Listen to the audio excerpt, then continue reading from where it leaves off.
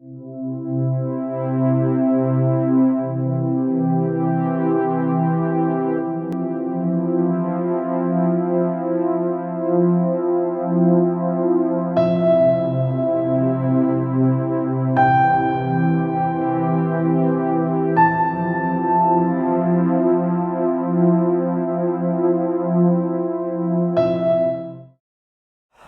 before going into the depth of self-education, what is self-education about? Let's together have a look at what is education, secular education, modern education, and whether we do have something called education that exists in this so-called society today. I'm sorry, I will be a bit blunt because this is how I am. Sorry. So we have modern education. I will use this abbreviation, and then we have self-education.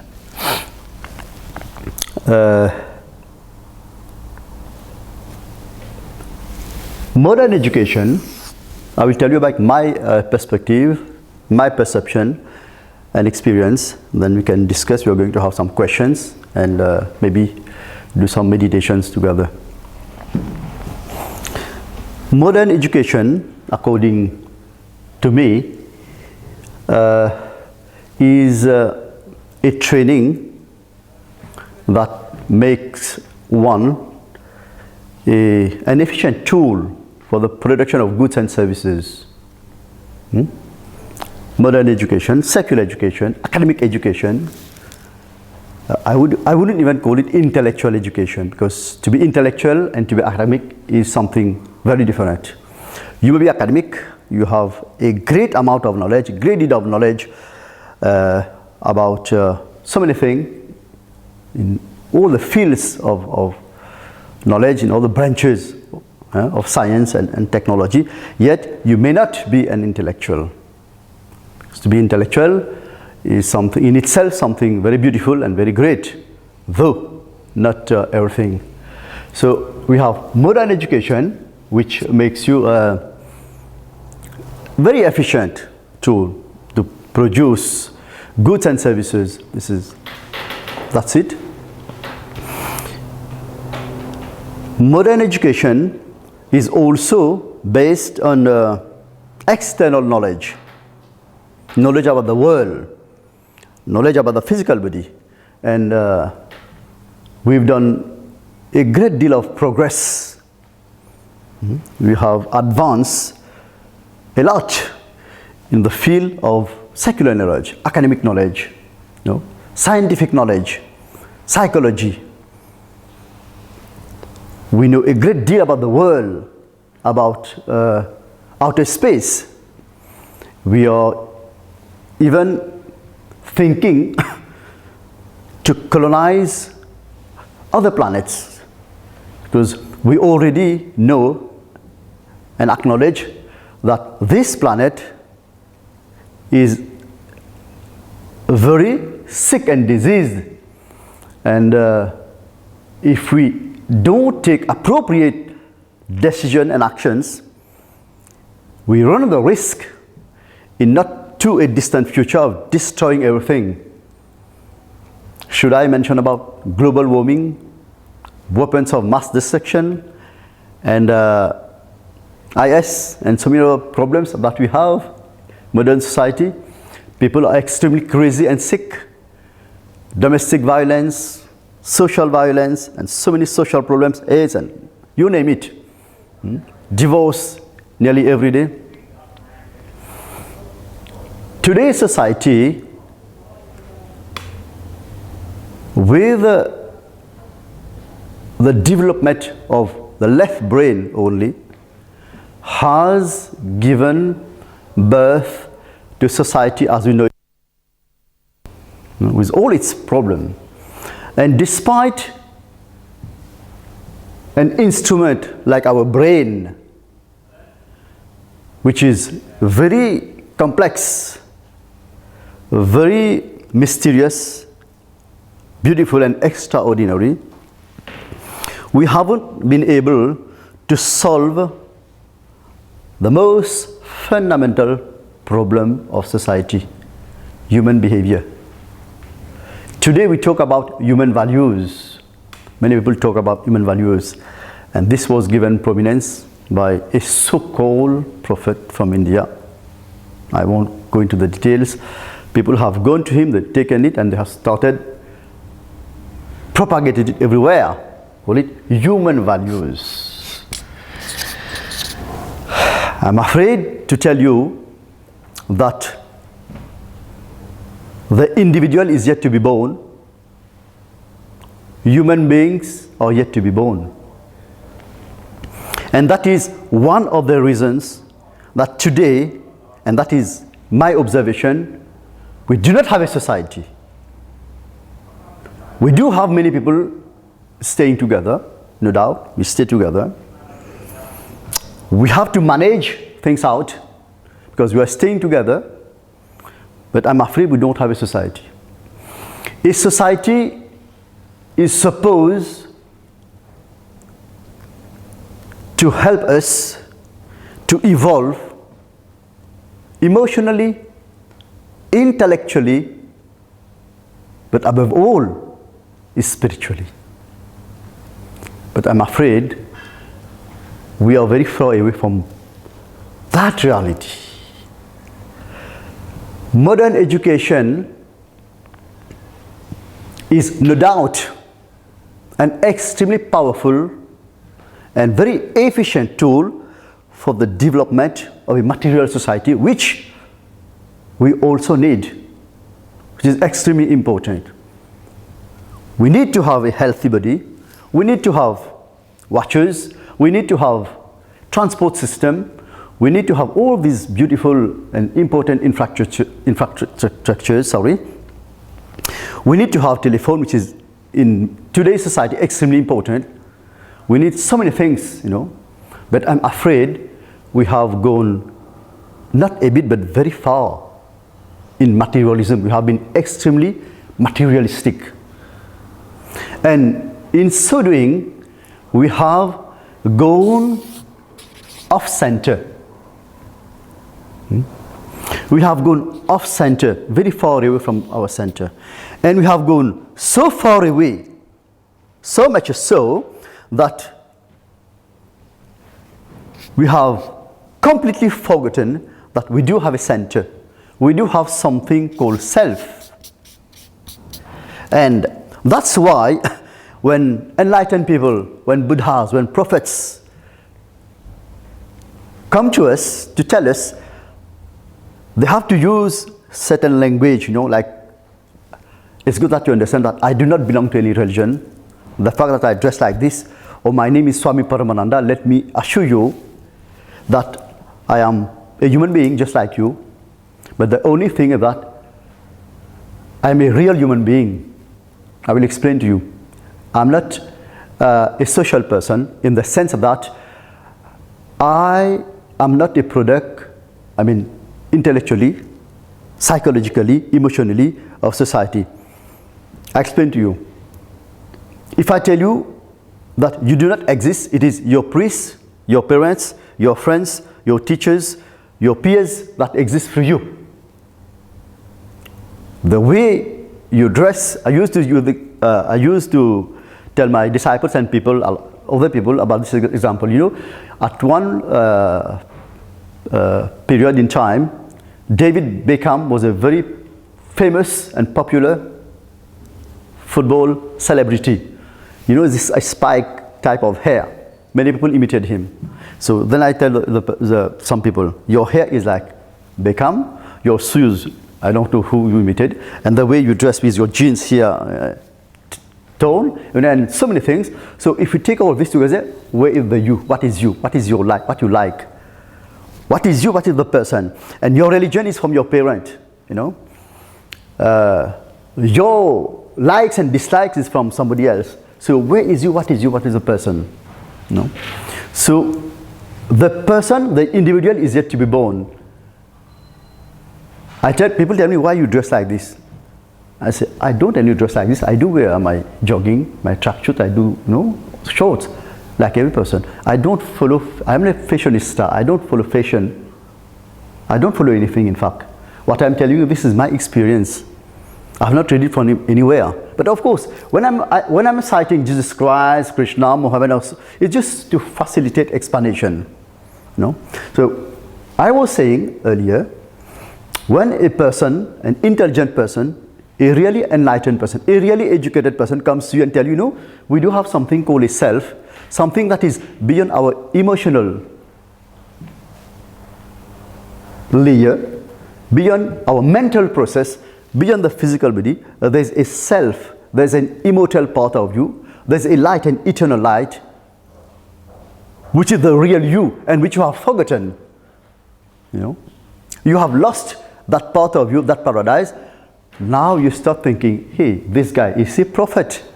Especially if I use a traditional language, I say, you know, I am a son of God, a son of God. Jesus said, I'm a son of God. But you say, what are you saying? A son of God? And he was nailed to the cross. Today, I will tell you the same thing, but in a very scientific way. I'm part and parcel of this universe. I'm one with the universe. And I'm living constantly like a wave in the ocean. Quantum mechanics. This is modern education. If you have understood quantum mechanics, you're one with the universe. There's a supreme observer and you're part of that observer, which means you are a mind, the universe has a mind. Great scientists today, very popular scientists like Amit Goswami, Paul Davies and many others, they do say that the universe has a consciousness. Just like we have the sea, which have many waves and bubbles. I'm part and parcel of that universe, of that ocean, but I'm fully aware of it. That is essentially what self-education is about. But that is very brief. We'll come to that. Let's go back to modern education and then come. So what has modern education given us? Weapons of mass destruction, beautiful clothes, you know, and so many things that we use to trying to beautify ourselves, means of transport. In so doing, we have made a hell of this planet, which was once a Garden of Eden. But I'm not in the sense of the Bible. What I'm saying is that this planet was once extremely beautiful. It still is. It still is. But we are hell-bent on destroying it. And then, believe me, you don't know what is happening underneath. Believe me, scientists are trying to find whether we do have planets where we can go and stay.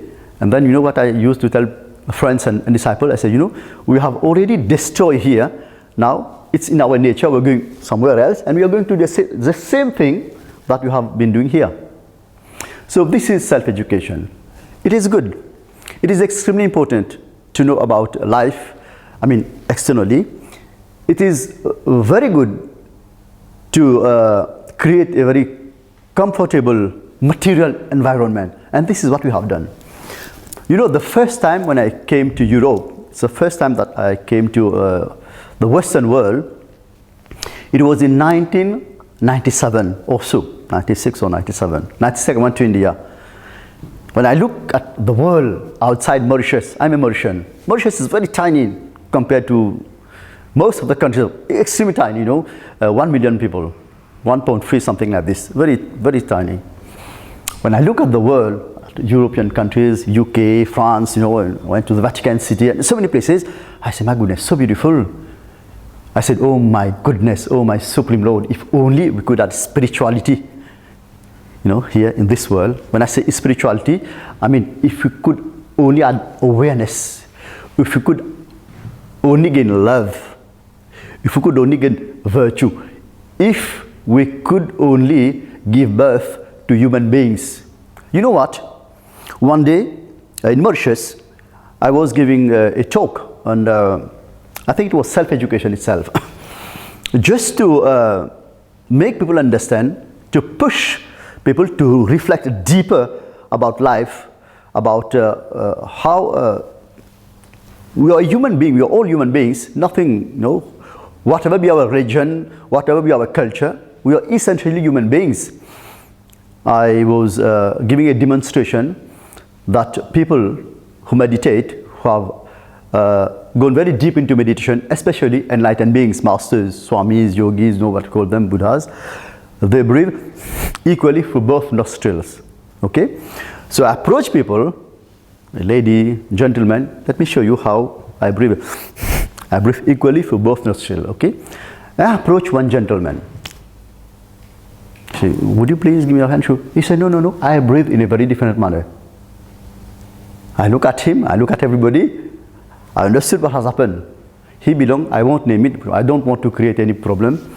He belonged to a certain community. Then later on I realized, whatever be the community that you belong, your breath is your breath. It's not a question that because you belong to a certain community that you're going to breathe in a different manner. Or it's not because you belong to a different culture that you're laughing. The way you laugh, your facial expression when you're angry will be different. It will be the same. Do you realize we talk about education and civilization? Look what is happening in the African countries. Look what is happening in the Middle East. And look what is happening everywhere. Even if here in the UK there is no war, but believe me, the war is there. Inside you, inside everyone. Inside everybody, with every person in your mind, from morning to evening, from birth to death. You are born and you die. These are the two givens. You can't escape any one of them. You are born. You would choose to be born, but you are born. And you can't choose your death because you're going to die. Now, can you tell me what exists between these two?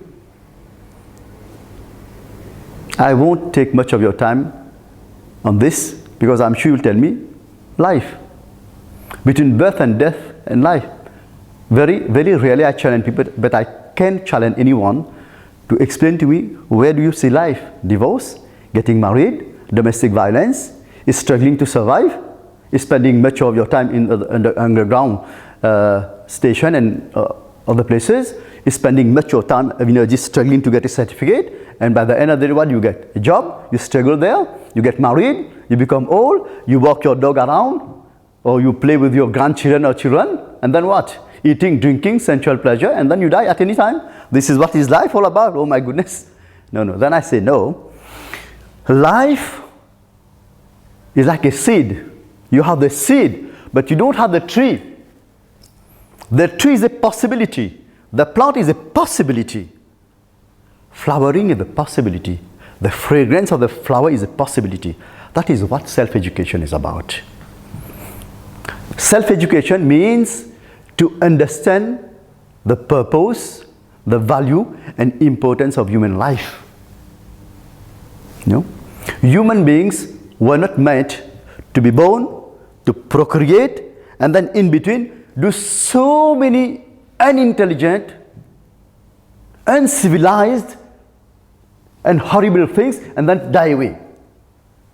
We are much more than this. Life is infinitely much more beautiful and important than all the things that we do. I'm not saying that we shouldn't be material. We have to be material. For example, I have a beautiful watch.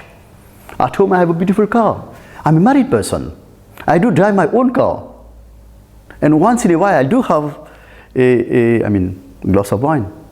When I look at the bottle of wine, when I see it red, I like it. But I'm not a drunkard.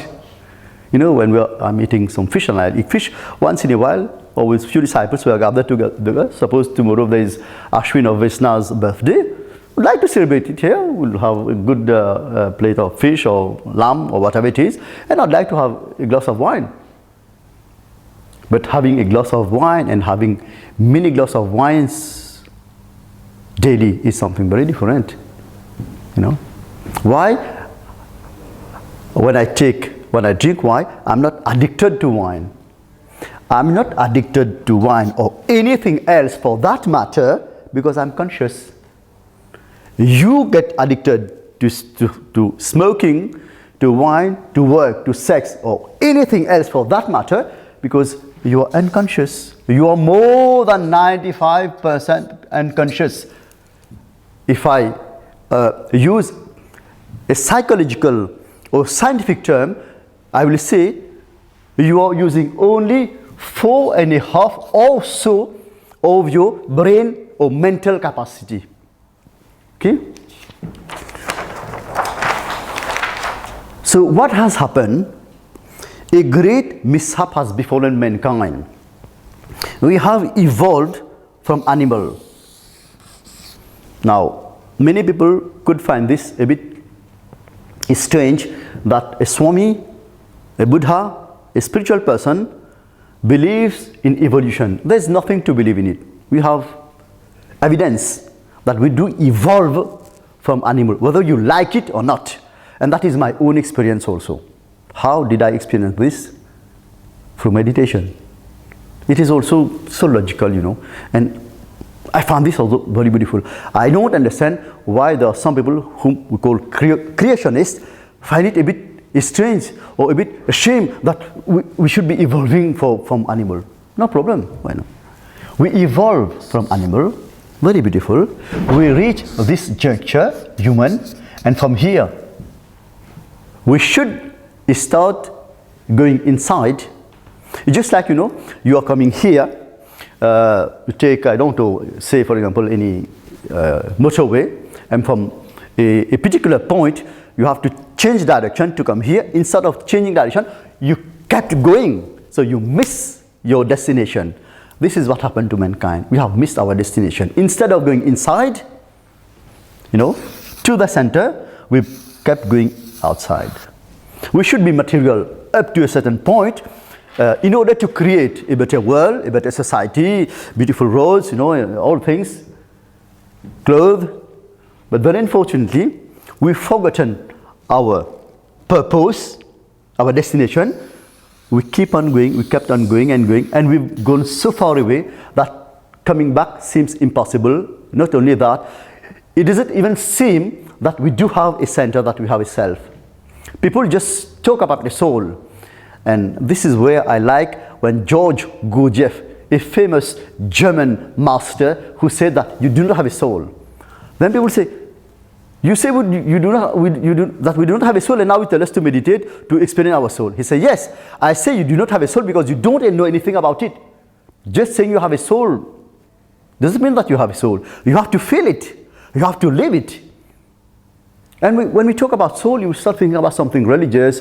No, a soul means that part of you which is eternal, which is your essence, which is of the nature of pure consciousness, of pure energy. If you have a scientific mind, pure energy, and that is the true you. But what happens?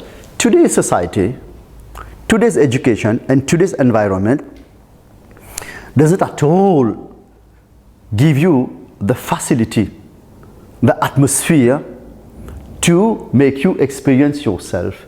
On the contrary, by putting emphasis on the development of the left brain, it has cut you off from nature, and it is doing so more and more every day. Your education, modern education system, has made a machine out of the person. And you will agree with me that modern medicine, what you call allopathy, sees you as a machine, that parts you have to, can be treated. That's why today we have medicine like Ayurveda, which says that no, you are more than a machine. So self-education says that human being is more than a physical body. You know, we are more than a physical body. If I tell you that taking the person, human being, to be only physical body would be like saying that when you look at it, the iceberg, you believe that only the tips of the iceberg is a reality. That you are ignorant about the fact that an iceberg extends very deep underneath and is vast and could be as vast as a whole continent. And not only that, self-education goes even further to say that it is the ocean, the whole of the sea, that is appearing at the iceberg, at the tips of the iceberg. Meaning to say that your physical body is only a tiny bit, a tiny window of your true being. And because we have missed that, because we are not living our true self, that all the known human conflicts and confusion, all the violence, you name it, is because we are far away from our center. Because we are not self-educated. We don't know anything about ourselves. We know about the world, as I told you earlier. We know about so much about, astronomy, about. I was impressed and surprised when I read once in a book, science book, they said that we can even have the weight of the universe. And they say, I don't know, decimal point. I say, how can one weigh the universe? But through mathematics, they tell you the weight of the universe is this and this and this. For me, it's too complex because mathematics is not my cup of tea. Mathematics, I've never passed. I did only the London GC, Mauritius GC exam, we have SC and GC. I did that and I get the basic marks was I got an E. We have A, B, C, D, I got an E. Very basic. So yes. So you see, self-education is not something new. Self-education is not my invention. Self-education should have been the most natural of art and science. But very unfortunately, we've gone very far away from it. We are not going to lay the blame on Tom, Dick and Harry, but it has happened. We can lay the responsibility on some people, I will say every one of us, but the fact is that the crucial reality, the reality is that we are like a person who is seated on a treasure, yet we are a beggar. I have a beautiful story for that. I always like to tell this to people, and I've heard that it's true. In Mauritius, the village where I used to live, my parents used to live, they told me the story one day. My mother was telling me, there was a guy here, calling a beggar there. He used to go and beg, and he was a good people. He would do some small work, and people would give him food and few coins, and he used to gain his livelihood like this. And one day he passed away. When he passed away, people say, he was a good guy. He used to live in a small ramshackle, small hut. So let's bury him here, and we're going to build a tomb and write an epitaph, something. Okay, they buried him, and they dig the grave. When they were digging the grave, they discovered, a treasure there. So the people who were there look at each other and say, you see, this is the irony. That guy has been begging all his life, and now, see, he was living on a treasure. This is the history of all of us. Deep inside, there's the kingdom of heaven. Deep inside, there's an ocean of peace, ineffable peace, of infinite creativity, of a boundless ocean of love and eternity.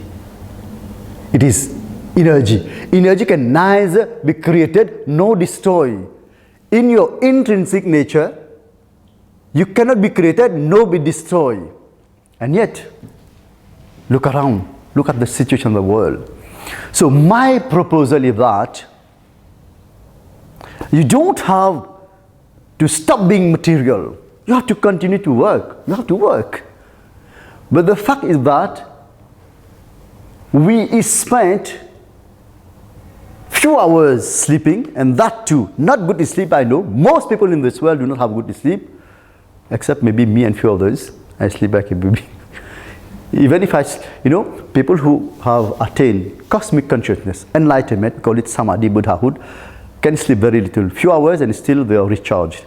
Or at times you can sleep 8 or more hours, but in very profound state of meditation.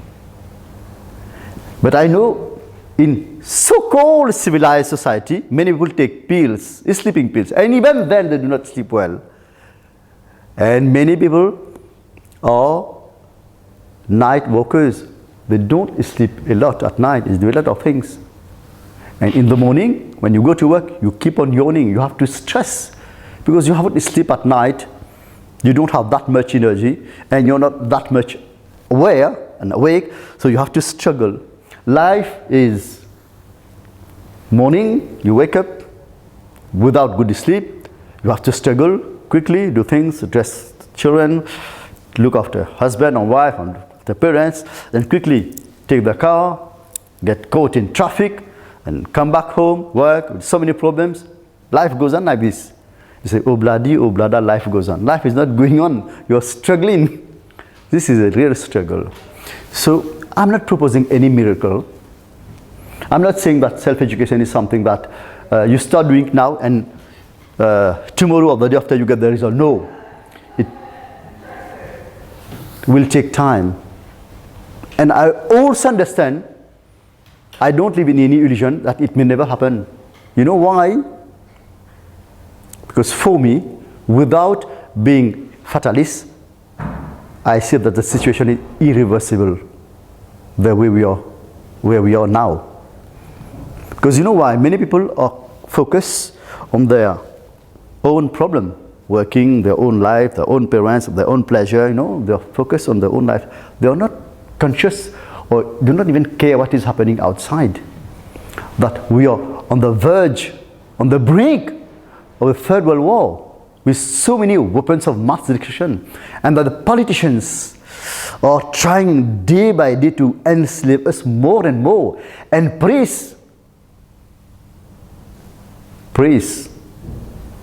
politicians and uneducated parents, and I'm afraid most of them are the main causes of today's society's downfall, of the degeneracy, moral degeneracy of society. If one day I get the opportunity, I'd like to do a conference on that theme.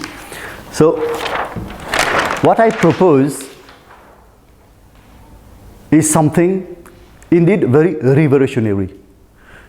I propose that human beings need to give some time. I'm not saying to leave everything, stop working, and to give some time to turn your gaze inwards. You have to turn our gaze inwards. To understand that we were born for a purpose. We are not only a material being, we are also a spiritual being. And that is not something that can be proven in a laboratory, I'm afraid. It would be so good, but very unfortunately that is not possible. It has to be experienced. And how can it be experienced? Somebody told me, a disciple told me this morning, I don't know whom, among Harry or Ashwin or Vishnu, somebody asked him, but how is self-education related to meditation? Let me come to that.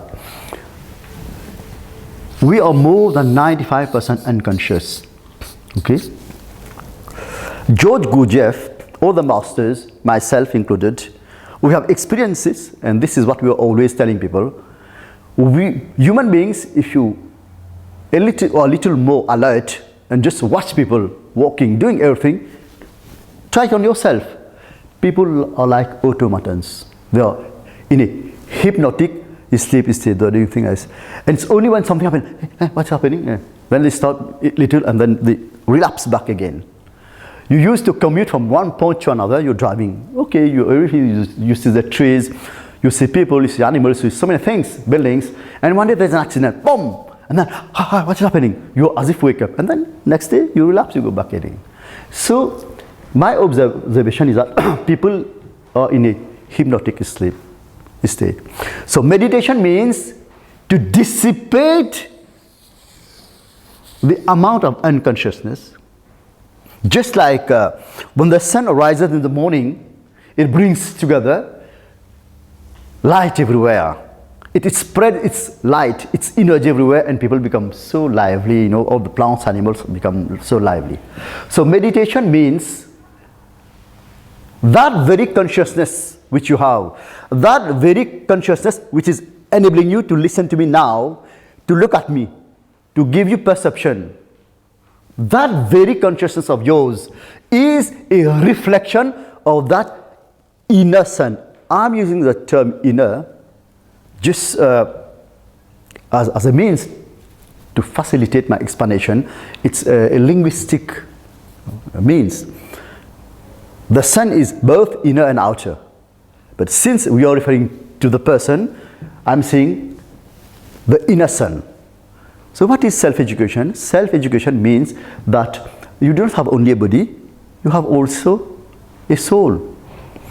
The coin has both sides. You don't have only scissor on it, you have only God also on it. I recently read a book having as title, Can God and Scissor Coexist? Not only they can coexist, they're always coexisting. Can a man be also a woman? Why not? He's many times a woman also. I was created by not only the male energy of my father, but by the female energy of my mother. Part of the ova made me. But very unfortunately, today's society say, no, if you're a woman, you have to be a woman. If you're a man, you have to be a man. So what has happened? Because we have imposed, especially religion has imposed this on you, that if you are a man, you are a man. A man is not supposed to shed tears. What happens? The feminine part starts asserting itself, and consequently, you have homosexuals.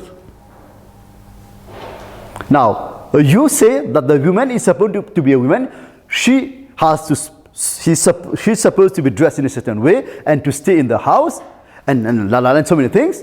Consequently, since the 60s, the women's liberation movement, women has started rebelling, and rightly so, but not so rightly. I will explain. What you have lesbians, and so many, and women are trying to be like men. Just look at women today. I'm not saying every woman, but many women, they want to be like men because they think that man is strong, man represents power, man has been given prominence, man is everything. We have created and lived in a patriarchal society. Now, what I'm telling you is just a reality. Whether I'm for or against, this is a different matter altogether. But this is the reality of the day. But if we had taught the men that, look, basically you are a man. Fundamentally, you are a man. You have to be a man. But you also have a feminine part. You can be a poet. You can be an artist. When wife is not at home, when you are looking at the baby, this is a feminine emotion. You have feminine attitude. You are in a feminine mood. When a woman is being attacked, he can be defensive. If he has learned some karate or kung fu, he will fight. He has to fight back. If he's being dominated, if he's being exploited, he has to rebel. He has to revolt. But fundamentally, she is a woman. But what has happened? Both genders have lost their sex. The man is no longer that masculine, because don't think that, having many women, or you can have few more ejaculations than one man, that you become a man. Or that if you can be like Arnold, you are a man. That's not enough to be a man. Or don't think that by giving birth, you become a mother or a woman. Or just by wearing the dress of a woman, you become a woman. No. There's a long way to go. So the problem is not only with men and women, the problem is with both sexes. We are born women, but femininity has to flower. You are born a man, masculinity has to flower. So you see, self-education is a whole science. It's not possible to tell you everything about it in just one day. Today is just an initiation, an introduction, is sharing. To tell you that it's good. We have academic education. We have to learn. I don't want people to be ignorant. I don't want people not to be intellectual. We have to sharpen our intellect. We have to be academic. But please, that is not the purpose of our birth. Self-education is both science and art. Why? Because we have heart and also mind. We are both masculine and feminine. We are material and also spiritual. So self-education is about the experience of the spiritual side. But as I say, we don't go straight. I just say, okay, today we are going to talk about this. We develop the spiritual side. No. Self-education, also self-development. People talk holistic approach to education. What do you mean by holistic approach to education? Many people use that term.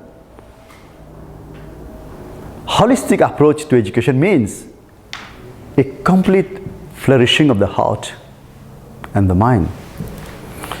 Sympathy is okay, but also empathy, then compassion, then love, then something else. But few people have sympathy and empathy. Compassion is a rare gem, not to talk about love. Today love is a business. Today I love you dearly, just like Angelina Jolie and that other guy, not Brad Pitt, who first, before she was with Brad Pitt, was somebody else. They took a sample of the blood in a small vial and exchanged it with the other. I give it to you, you give it to me, just to remind ourselves how much we love, And then what happened? We all know the story, and this is the story of everybody today. This is not love. This is sex. Nothing wrong with sex. It is romance. Nothing wrong. But love is something else. So self-education says that the heart has to flower. The mind has to expand. Our mind is extremely shrinked, extremely contracted. That's why also our heart, our whole life is contracted. So self-education is also about expanding our mind. Expand our mind so much so that we merge, we realize our oneness with the universe. And believe me, until and unless we don't feel oneness with the universe, with nature, the possibility of sharing love, of emanating love, of forgiveness and virtue is not possible. You cannot take goodness or virtue from books, whether it is spiritual books, religious book, whether it is from teachers and parents, and put it in the person. And this is what we are trying to do. We have been trying to do, and it has failed. Modern education has failed.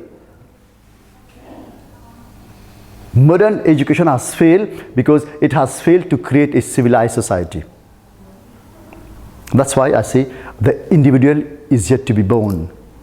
Right now, we are here a whole society. Every person is a whole society in himself or herself.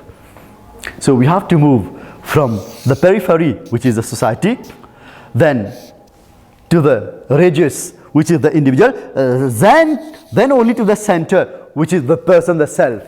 You see? So if I have to describe self-education, it will be like this. Big circle, this is the periphery, society, your parents, your father, your scriptures, your books, and so on and so forth, with your habits, your manners, and all the things, your character, and then the radius, the individual, and then the center.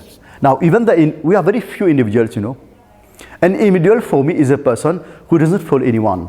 He's a rebel, he's a revolutionary. But very unfortunately, an individual without guidance, without proper education, can be wild, can be savage. That is a problem. But an individual with awareness, when I say education, I mean awareness, more awareness. When you are more aware, you become more responsible. Then there opens the possibility of reaching the center. When you reach the center, only then you are a sane human being. Unless you reach the center, I'm afraid, not only you're not civilized, your very far away from being civilized. You're very far away from being an individual, very far away from being a human being. We're human, definitely. We come from the earth of the word humus. But being is our possibility. Being is the fragrance. Being is the beauty of our life. Being is the miracle for which we were born. We were born to create a miracle, but we people, we expect miracle from God. We pray, we expect, we think about an eternal life somewhere which we do not know anything about. We blindly follow the scriptures, whether it is wrong or right, we don't. We have to look at this. I know many people say, who are supposedly just, no, we have to do this. We don't have the right to question. I say no, even religion has failed. All the religions of the world have failed. I know many people won't agree with me, and I understand that, but just look around. We have more than 98% of people who follow a religion today and who believe in a God. And it's not me who is going to tell you, look around in our society today, what's happening. So, self-education is not something new. It is as eternal as the universe, as all of the universe. But we have only forgotten it. It's just like, one very famous British poet, I mentioned it yesterday, called John Milton. He wrote Paradise Lost. Don't take it literally. Paradise is that purest state of our being, is that spirit within us, is that divine part within us. It is lost. Just look around, you will understand. And now it can be regained. And that lies in our hand. I am like a person, like John the Baptist. A person is speaking in the desert. I have been around the world for the last 25 years or so. In Mauritius, we have a group of people who are meditating, who are studying self-education. We have given it the name of Know Thyself. We're not saying know God, know this and know that. This is not possible. When your eyes are not open, what are you going to know? So first, let's start by opening our eyes. That is what meditation is about. You start opening your eyes. You start dissipating our unconsciousness. Then later on, everything will come. In Mauritius, we have already started it. And I had lost all hope, I'm not ashamed to tell you that, even being spiritual, but I trust existence. I trust truth. I trust the Lord. I trust life. Though I'm going to tell you something that may shock you. I told you earlier that the situation is really irreversible, and I can foresee great disasters everywhere, in so many sense, social, natural, but still I see a ray of hope, and I trust human beings.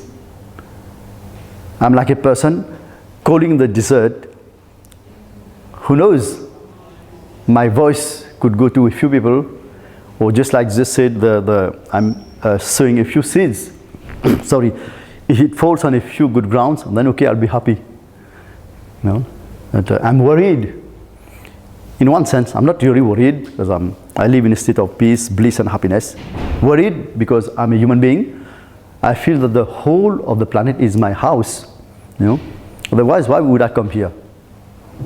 I feel that it's my duty, and it's not a duty mechanical out of love. I feel we need to do something, and it's the duty of every human being to bring his contribution for a better world. But I know when you look around, many people have told me that, situation seems very easy. Do you think with few people or you alone you can? No, me alone, no. Me alone, I can't do anything. And I can't change any person. Everyone has to change himself. Human being has to undergo a radical mental transformation. And I know that is something very daring. you know. But I know that it is possible, because